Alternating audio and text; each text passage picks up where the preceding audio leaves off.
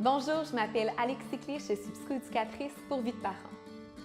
Alors aujourd'hui, je vais vous parler des règles.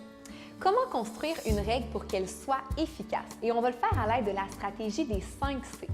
Il faut savoir que cette stratégie-là est une stratégie qui est grandement connue et que l'on retrouve aisément dans la littérature web.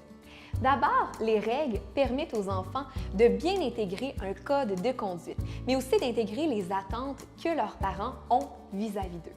Plus tard, ce sera les attentes de la société qu'on va avoir envers les jeunes adultes et envers les adultes. L'application de règles amène à développer l'adaptation des enfants, à prendre confiance en eux, à être sécurisés, puisque plus le cadre est flou, plus l'enfant va être amené à tester le cadre et à tenter de dépasser les limites de ses parents. Alors, au niveau des règles, pour qu'elles soient efficaces, dans un premier temps, on veut que la règle soit claire. Ça veut donc dire qu'il va y avoir peu de règles, qu'elles vont être faciles à comprendre, mais aussi adaptées à l'âge de l'enfant.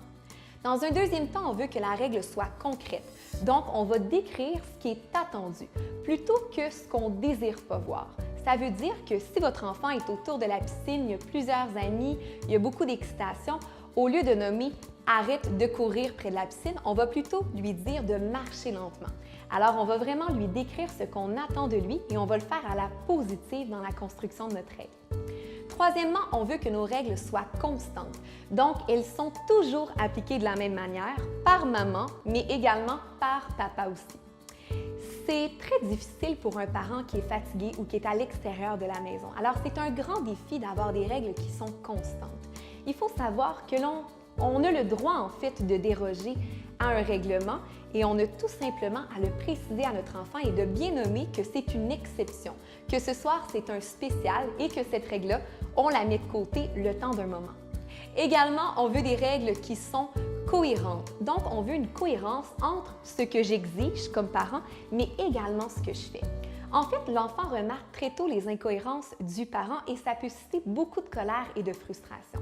Également, le fait d'être cohérent entre ce que l'on dit comme parent et ce que l'on fait et ce que l'on demande va faire en sorte de diminuer les injustices qui sont grandement présentes dans la période adolescente. Finalement, on souhaite que nos règles soient conséquentes. Donc, il va toujours y avoir un lien entre le comportement qu'on réprimande et la conséquence qu'on va appliquer. Tout cela va être grandement logique. Donc, si tu enfreins cette règle, maman et papa vont appliquer sur le champ cette conséquence ou cette intervention-là. Finalement, on souhaite que nos règles soient conséquentes et donc il va y avoir un lien qui va être grandement logique entre le comportement réprimandé et la conséquence qu'on va appliquer. Alors, si tu enfreins une règle, maman et papa allons appliquer cette conséquence sur le champ.